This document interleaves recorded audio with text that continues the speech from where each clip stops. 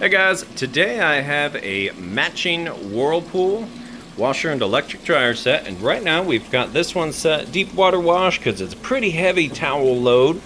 Washer temp set to cool, soil level set to light. So this is going to determine how long the machine is going to be in that wash cycle. Doesn't really have anything to do with how much water the machine's going to use.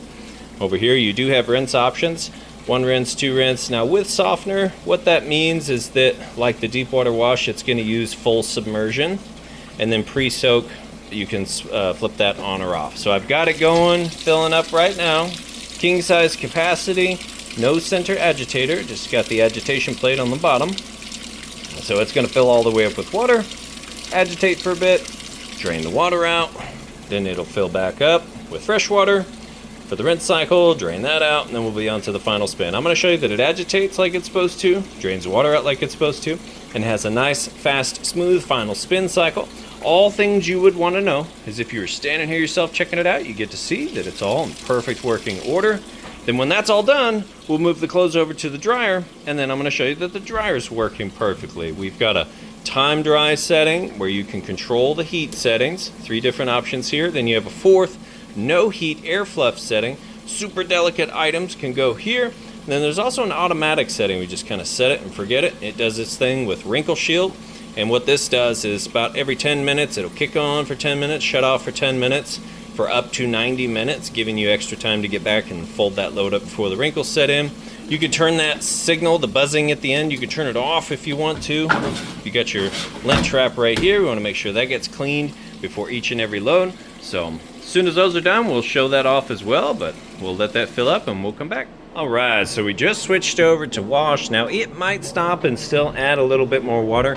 Also, I've got an additional striker here that I bought online and essentially just put it there, and it thinks the lid's closed, so that's why this is open and I can show you what's going on.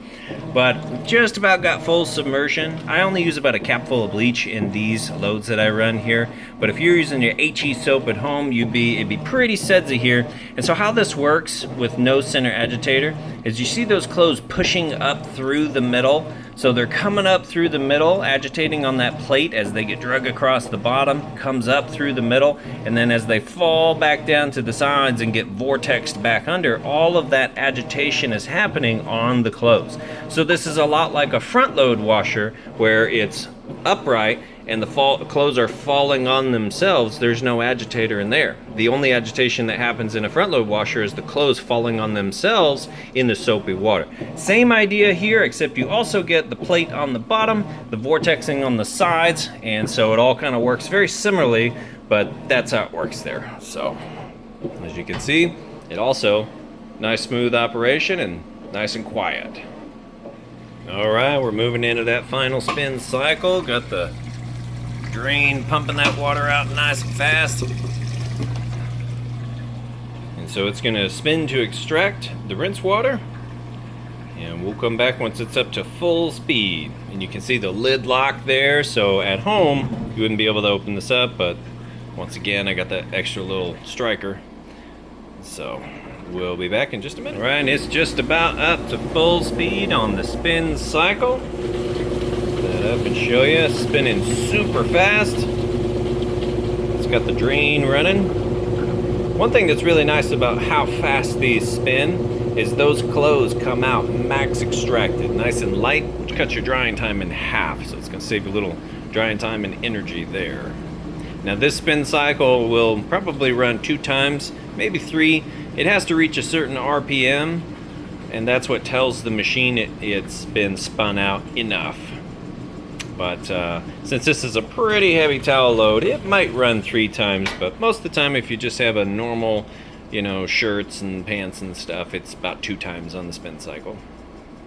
All right, now we've got those clothes moved out of the washer. You see a super size, king size, whatever you want to call it, capacity, huge capacity on the washer. Anything you can wash in there, you can easily dry over here. We've got it on its high heat setting, time dry. I'm going to open it up here in a second and show you that it is tumbling and heating like it's supposed to. So it's about 73 degrees on top of the dryer. About the same on the floor, about 72 degrees on the concrete floor. So we will open this up. You see everything's tumbling.